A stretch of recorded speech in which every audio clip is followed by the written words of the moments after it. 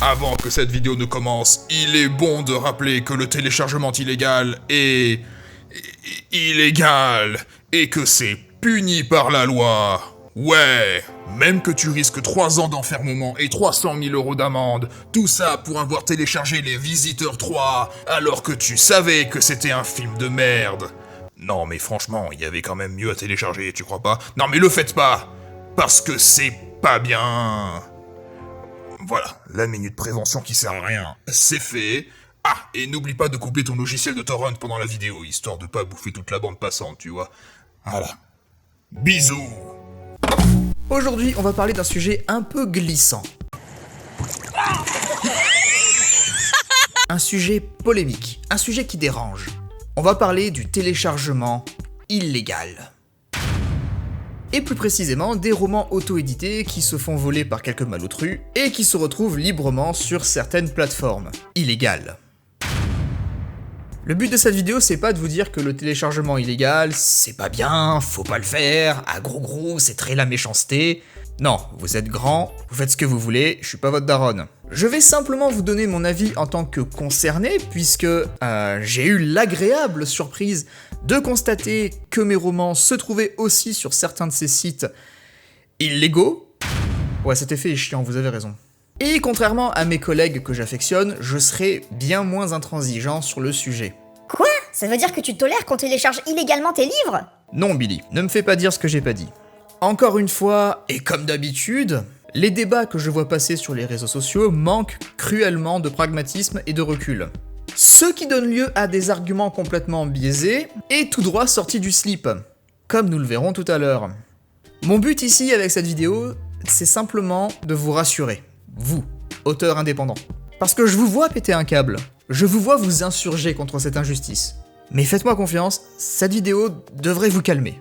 Je vais m'exprimer dans un premier temps en tant qu'être humain lambda sur ma vision du téléchargement illégal qui touche les auteurs indés, et je m'exprimerai en dernier en tant qu'artiste. Je vous ferai part de mon ressenti personnel en découvrant avec joie mon travail disponible gratuitement sans mon consentement. Avant toute chose, on va clarifier tout de suite un truc. Oui, c'est un vol. Ça reste un vol. Que ce soit dans un magasin ou sur une plateforme en ligne, c'est la même chose. Ça reste un délit. La différence, c'est que sur internet, vous n'avez pas de portique de sécurité et pas de caméra de surveillance qui pourrait vous identifier. Voler quelque chose sur internet est donc plus facile et accessible que dans la réalité. Et plus tentant, puisque vous avez peu de chances d'avoir des conséquences derrière. Je sais de quoi je parle, puisque pendant de longues années, depuis que j'ai connu internet en fait, je téléchargeais énormément sur des sites, et surtout sur des logiciels de peer-to-peer. Est-ce que je savais que c'était mal? Oui. Est-ce que j'avais des remords? Ça serait quand même vachement hypocrite de vous dire oui. Est-ce que j'aurais pu arrêter si on avait essayé de me sensibiliser à l'époque? Alors, à l'époque, pour la sensibilisation, on avait ça.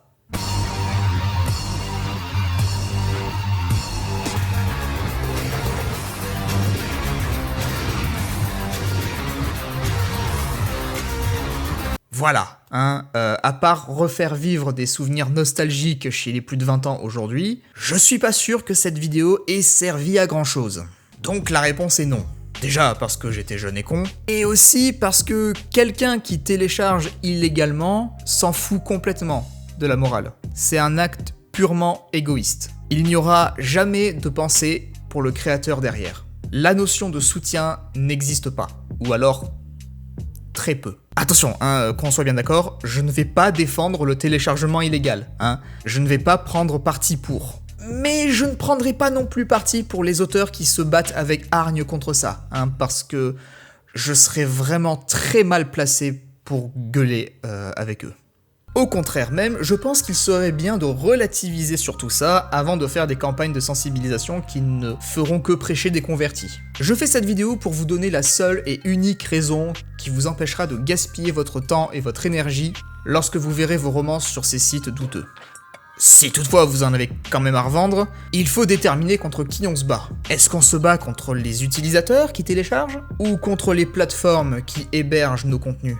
Parce que le combat et les efforts à fournir seront pas du tout les mêmes.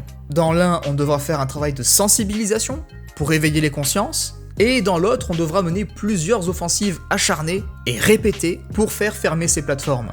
Alors, je suis désolé de vous le dire, mais dans les deux cas, le résultat sera le même. Il sera vain.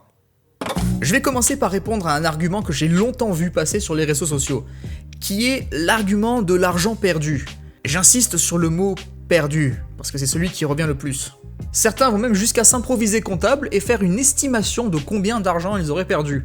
Alors, dire que vous avez perdu tant d'argent en vous basant sur une estimation d'e-book volé, c'est contre-productif. Vous devez savoir que les chiffres qui sont affichés sur ce genre de site, et qui vous montrent combien de fois le fichier a été téléchargé, le plus souvent sont gonflés artificiellement à mort pour vous mettre en confiance et vous faire cliquer. Par exemple, ce screenshot que j'ai pris il y a plusieurs mois d'un site illégal, qui affichait clairement un total de plus de 7000 téléchargements. Je sais pas si vous vous rendez compte à quel point c'est juste énorme pour un roman pas connu d'un auteur pas connu. Depuis que j'ai commencé, donc depuis 2018, j'ai dû écouler pas loin de 2000 exemplaires, ce qui est dérisoire. Donc, ça voudrait dire qu'un site obscur, sorti de nulle part, pas français, qui n'est même pas bien référencé dans les moteurs de recherche, ça veut dire que ce truc arrive plus à me mettre en avant moi, auteur inconnu, que moi-même, avec tout ce que j'ai fait depuis le début. Ça sent la couille dans le pâté un peu. Et je m'y connais en pâté, j'adore ça. Donc, 7000 téléchargements, ça voudrait dire que j'ai perdu au moins 20 000 euros. Ce qui est complètement ridicule, hein, on est d'accord. Je n'ai pas perdu 20 000 euros. Ces 20 000 euros n'ont jamais existé, en fait.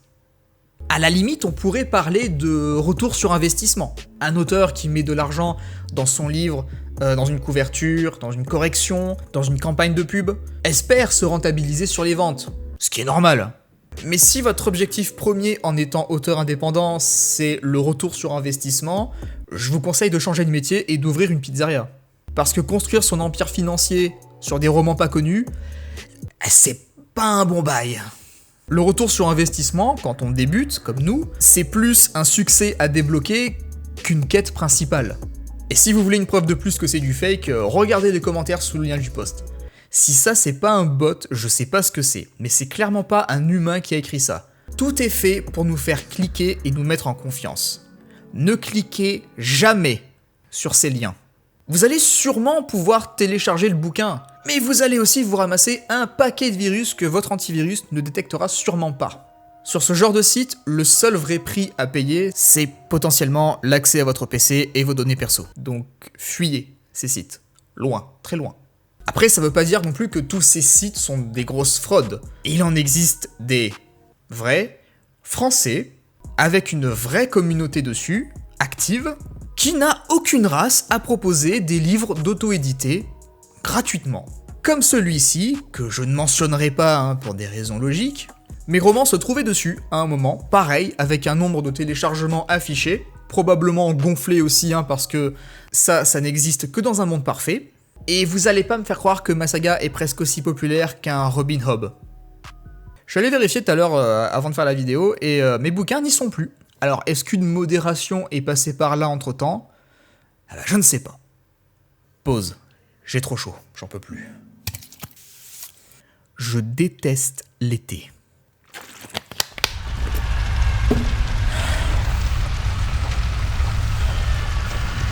Qu'est-ce que je disais ? Oui, comprenez bien que si vous n'avez pas de succès sur les plateformes légales, vous n'en aurez pas plus sur celles qui sont pas légales. En général, les deux sont liés. C'est même pour ça qu'on télécharge quelque chose illégalement. Parce que ça fait du bruit et on a envie de découvrir ça sans forcément passer par la caisse. Donc, ne paniquez pas. Vraiment, si vous voyez des chiffres un peu affolants sur ce genre de site, il y a de grandes chances que ce soit du pipeau. Après, ça veut pas dire qu'il n'y a jamais eu de téléchargement. Mais, dites-vous bien que pour un connard qui va le télécharger, illégalement, vous en aurez 10 autres qui passeront à la caisse pour vous soutenir. Et croyez-moi, l'inverse arrive rarement. Ou alors c'est que vraiment personne ne vous aime et personne n'aime ce que vous faites. Et du coup, c'est très dommage. Oh putain, j'en peux plus. Cet été, je vais pas faire de vidéo, hein. Je vais finir à poil à la fin. Malheureusement, quand on produit des œuvres littéraires, cinématographiques, musicales, ce que vous voulez, on est exposé au téléchargement illégal. Et c'est quelque chose qu'on doit prendre en compte quand on se lance là-dedans. Je dis pas qu'il faut le normaliser. Pas du tout. C'est un problème, un vrai problème. Mais il persistera toujours, qu'on le veuille ou non. C'est même un des problèmes les plus difficiles à contrôler sur Internet. Et la loi Hadopi l'a très bien prouvé, puisque sa meilleure arme pour combattre ce fléau, c'était d'envoyer une lettre. Ouh, ça fait peur. Et ça a tellement bien marché qu'en plus de 10 ans d'existence, ils n'ont jamais réussi à condamner fermement qui que ce soit. À votre avis, c'est parce qu'ils ont été incompétents ou parce qu'ils ont été dépassés par le problème ? Eh ben les deux. C'est comme dire à un voleur que voler c'est pas bien. Je pense qu'il le sait. Et je pense qu'il s'en branle. Ce n'est pas comme ça qu'on résout ce genre de problème. Et puisqu'on en parle, parlons des solutions. Certains ont l'idée d'aller porter plainte, par exemple, ou d'aller signaler le site en question sur internet signalement.gouv.fr. Si ça leur permet de se défouler et de soulager leur conscience, tant mieux qu'ils le fassent. Mais à part ça, vous avez genre 0% de chance que ça aboutisse, malheureusement. Techniquement, les flics ils peuvent rien faire. Ils sont complètement largués. Déjà parce que le plus souvent, ces sites ne sont pas hébergés en France. Et sachez que quand un site de téléchargement ferme, il revient dans l'heure, avec un nouveau nom de domaine, voire plusieurs. C'est ce qu'on appelle des sites miroirs, ou proxy. Vous avez un site, copié en plusieurs exemplaires, avec le même contenu, la même synchronisation. Comme ça, si l'un d'entre eux ferme, c'est pas grave, il y a encore 10 clones derrière encore actifs. Donc vous faites ce que vous voulez, mais à moins d'avoir énormément de temps à perdre, passez votre chemin. Et du coup, la meilleure solution, selon moi, qui a été trouvée jusqu'à ce jour, est, et restera, je pense, la plateforme de streaming légale. Et ça, Netflix l'a très bien compris. Vous savez, on se plaint qu'il y a de plus en plus de plateformes, qu'on sait plus trop où aller, mais vous vous rendez pas compte à quel point ça a fait chuter drastiquement le téléchargement illégal. Ne serait-ce que de films et de séries. Pour ce qui est des livres, il existe de plus en plus de sites de streaming pour avoir accès à de gros catalogues, comme YouBooks par exemple, ou Rocambole. Et histoire de citer mon patron, Amazon aussi le fait avec leur abonnement Kindle Unlimited, et d'ailleurs maintenant si vous possédez juste un abonnement Amazon Prime, vous avez aussi accès à leur catalogue d'e-books. Et ça c'est très fort de leur part. La stratégie ici n'est pas de lutter directement contre le téléchargement illégal, mais de le rendre obsolète. Et ça marche! Parce que maintenant, pour quelques euros par mois, on a accès à un contenu tellement énorme qu'on n'a plus aucune excuse pour s'emmerder avec des sites pas fiables sur le plan sécurité. Et on a tellement de choix qu'au final, on perd notre soirée à chercher ce qu'on va consommer. C'est génial, hein? Voilà, Netflix, toi-même tu sais. Bon, j'ai passé la vidéo à faire mon pragmatique. Maintenant, je vais vous parler en tant qu'artiste. Et vous dire ce que j'ai ressenti en voyant mes livres se retrouver sur ces plateformes. La première chose qui vient à l'esprit, forcément, c'est pas tout ce que je vous ai dit juste avant. Parce que ça, on y pense à tête reposée, une fois après avoir réfléchi au problème. Mais sur le coup, ça fait mal. Évidemment. Ça fait mal parce que quand on passe autant d'années sur un projet comme ça, quand on met toutes ses tripes, tout son cœur, toute son âme dans une histoire comme ça, on a l'impression d'avoir fait tout ça pour rien. Alors c'est faux, bien sûr, parce que comme je vous l'ai dit, on a une communauté derrière qui nous suit et qui nous aime, mais sur le moment, tu le vois pas ça. Tu vois que ce qu'il y a sur ton écran, et t'as l'impression de recevoir un molar au visage. Le message que ça renvoie, c'est clairement « Ok, merci stagiaire, retourne travailler maintenant. Peut-être que je te paierai avec un sourire la prochaine fois. » Et c'est ça, t'as l'impression d'être un putain de stagiaire dans une entreprise. Tu te donnes à fond pour faire plaisir et montrer que tu mérites d'avoir ta place. Et quand tu vois ces gens qui hébergent gratuitement ton travail sans aucune considération et sans le moindre respect, t'as plus envie de bosser en fait. Ouais, mais mes stages étaient pas ouf. Je comprends les auteurs qui veulent se battre contre ça. Même si on dirait pas, parce que je suis un putain de pragmatique. Mais si, moi aussi j'aimerais pouvoir faire quelque chose contre ça. Mais on n'est clairement pas assez fort pour se mesurer au pouvoir d'Internet. Personne ne le peut. Internet gagnera toujours. C'est comme le casino. Et perso, j'ai pas assez d'énergie à mettre dans ça. Si vous en avez, tant mieux. Bon courage. mais pour moi c'est mort. Je sais que ça fait mal sur le moment, mais dites-vous bien que dans la réalité, très peu de gens iront se faire chier à naviguer sur le web pour trouver le livre du dernier auto-édité.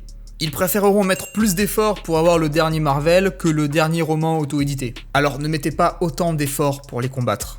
Mettez-en plutôt dans vos œuvres.